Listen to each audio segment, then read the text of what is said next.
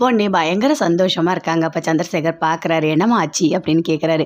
இல்லைம்மாம்மா அத்தை என்னை கூட உட்கார வச்சு பரிகாரம் பண்ணது எனக்கு அவ்வளோ சந்தோஷமாக இருக்குது தெரியுமா அப்படின்னு பொண்ணு சொல்கிறாங்க. அதை கேட்டோடனே சந்திரசேகர் சொல்கிறாரு, இங்கே பாருமா பொண்ணு, உன்னை இன்னும் ஜெயா நல்லா புரிஞ்சுக்கிட்டா இன்னும் நீங்கள் 2 பேரும் அவ்வளோ சந்தோஷமாக இருப்பீங்க. அது மட்டும் இல்லை, அவள் எல்லாமே உனக்கு பார்த்து பார்த்து நல்லா பண்ணுவாள். அதுக்கப்புறம் எந்த பிரச்சனையுமே இருக்காது.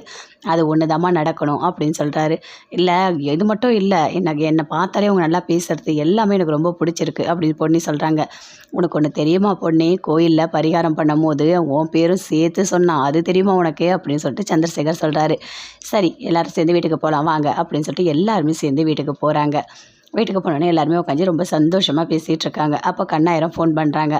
இல்லை இன்றைக்கி கொஞ்சம் சமையல் பண்ண முடியாது, லேட் ஆகும் அப்படின்னு சொல்லிட்டு. ஓ அப்படியா, சரி சரி அப்படின்னு சொல்லிட்டு ஃபோனை கட் பண்ணுறாங்க. இல்லை இன்றைக்கி சாப்பாடு கிடைக்கிறது கொஞ்சம் கஷ்டம் அப்படின்னு சொல்லிட்டு இருக்காரு. ஓ அப்படியா, சரி இப்போ என்ன பண்ணலாம் அப்படின்னு சொல்லிட்டு எல்லாருமே யோசிச்சுட்ருக்காங்க. அப்போ சக்தி சொல்கிறாரு, அம்மா நீ ஒன்று பண்ணுறியாம்மா, கார்டனில் சமைக்கிறியாம்மா, நீ சமைச்சு போட்டால் சூப்பராக இருக்குமா அப்படின்னு சக்தி சொல்கிறாரு.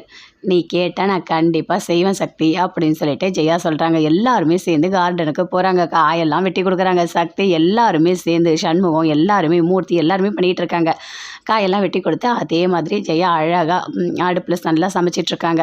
எல்லாமே இது சாம்பார், இது வந்துட்டு பொரியல் எல்லாமே சேர்த்து நல்லா பண்ணிகிட்ருக்காங்க. நல்லா இருக்குது, வாசனை சூப்பராக இருக்குது. இன்றைக்கி அப்போ சமையல் சூப்பராக இருக்கும் அப்படின்னு சொல்லிட்டு சந்திரசேகர் சொல்கிறாரு. சமைச்சு எல்லாமே முடிச்சிட்டாங்க. இதெல்லாம் பார்க்குறாங்க. பிரீத்திக்கு பயங்கரமாக கோவம் வருது. என்ன இவங்க 2 பேரும் இவ்வளோ ஒத்துமையாக வந்து சமைக்கிறாங்க அப்படின்னு சொல்லிட்டு பிரீத்தி அப்படியே கடுப்பாகிறாங்க. சாப்பாடெல்லாம் கொண்டு வந்து வைக்கிறாங்க. அம்மா சாப்பாடு போடுமா அப்படின்னு சொல்லிட்டு சக்தி சொல்கிறார். வாசனை சூப்பராக இருக்குது அப்படின்னு சொல்லிட்டு. அதுக்குள்ள அந்த ஊர் தலைவர் வராரு. வாங்க வாங்க, என்ன நீங்களே சமையல்லாம் பண்ணிட்டீங்க போல் அப்படின்னு சொல்கிறாரு. ஆமாம் நாங்களே பண்ணிட்டோம், நீங்கள் எங்கள் கூட உட்காந்து சாப்பிட்டு தான் போகணும் அப்படின்னு சொல்கிறாரு சந்திரசேகர். கண்டிப்பாக நான் உட்காந்து சாப்பிட்டு போகிறேன் அப்படின்னு சொல்லிட்டு இலை போடுறாங்க. எல்லாருக்குமே சேர்த்து இலை போட்டு சாப்பாடு, சாம்பார், பொரியல், அப்பளம் எல்லாமே வைக்கிறாங்க. சாப்பிட்டு பார்த்தோன்னே அப்பா அப்பா அப்பா என்ன டேஸ்ட்டு, இந்த மாதிரி ஒரு டேஸ்ட்டை நான் பார்த்ததே இல்லை. அம்மா ஏற்கனவே சூப்பராக சமைப்பாங்க, ஆனால் அது கூட பொண்ணையும் சேர்ந்ததுனால டேஸ்ட்டு வேறு லெவலில் இருக்குது அப்படின்னு சக்தி, சந்திரசேகர் எல்லாருமே சொல்கிறாங்க. அதை பார்த்தோன்னே ஜெயா பயங்கரமாக சந்தோஷப்படுறாங்க. என்ன சமையல்லாம் நல்லா இருக்கா அப்படின்னு சொல்லிட்டு கேட்குறாங்க. நல்லா இருக்குமா, உண்மையிலேயே சூப்பராக சமைச்சிருக்கீங்கம்மா, அடுத்த வாட்டி வந்தால் நீங்கள் இன்னும் எனக்கு சமைச்சு தரணும் அப்படின்னு சொல்லிட்டு அந்த ஊர் தலைவர் சொல்கிறாரு. கண்டிப்பாக அம்மா செஞ்சு தருவாங்க, நல்லா சாப்பிடுங்க அப்படின்னு சொல்லிட்டு எல்லாருமே சேர்ந்து சந்தோஷமாக சாப்பிட்டுட்டு இருக்காங்க.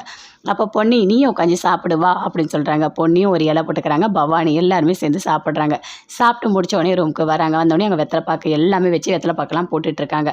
அப்போ அந்த ஊர் தலைவர் சொல்கிறாரு, எனக்கு ரொம்ப சந்தோஷமாக இருக்குது நீங்கள் வந்தது அப்படின்னு சொல்லிட்டு. அதுக்கு சந்திரசேகர் சொல்கிறாரு, நாங்கள் வந்த வேலை எல்லாமே நல்லபடியாக முடிஞ்சுது, பரிகாரம் எல்லாமே நல்லபடியாக நாங்கள் பண்ணோம், நல்லா சாப்பிட்டோம், சந்தோஷமாக நாங்கள் வீட்டுக்கு போகிறோம் அப்படின்னு சொல்கிறாரு. இங்கே பாருங்கள் அடிக்கடிக்க நீங்கள் வரணும் அப்படின்னு சொல்லிட்டு அந்த ஊர் தலைவர் சொல்கிறாரு. கண்டிப்பாக நாங்கள் வருவோம் அப்படின்னு சொல்லிட்டு இருக்காங்க. பிரீத்தி யோசிக்கிறாங்க. இவங்க 2 பேரும் சேர்ந்து இவ்வளோ ஒத்துமையாக இருக்காங்க, எப்படியாவது இவங்களை பிரிக்கணும்னு நம்ம பார்த்தா ஆனால் முடியவே மாட்டுதே. எவ்வளோ ஒத்துமையாக எவ்வளோ சந்தோஷமாக இருக்காங்க. இதெல்லாம் பார்க்கும்போது அப்படியே வயிறு எரியுது. ஆனால் இவங்களை கண்டிப்பாக விடவே கூடாது. எப்படியாவது பொன்னி சக்தி 2 பேரை பிரிக்கணும், பிரிச்சுட்டு அந்த இடத்துக்கு நான் வரணும் அப்படின்னு சொல்லிட்டு அப்படியே மனசுக்குள்ளேயே யோசிச்சுட்ருக்காங்க. என்ன பிரீத்தி ஏதோ தீவிரமாக யோசிச்சுட்ருக்கா மாதிரி இருக்குது அப்படின்னு வந்துட்டு சக்தி கேட்குறாரு. அதெல்லாம் ஒன்றும் இல்லை, நான் சாப்பாடெலாம் நல்லா இருந்துச்சுல்ல, அத்தை பண்ண சாப்பாடெலாம் சூப்பராக இருந்தது, அதை தான் யோசிச்சுட்டு இருந்தேன், வேறு ஒன்றும் இல்லை அப்படின்னு சொல்லிட்டு பிரீத்தி சக்தி கிட்ட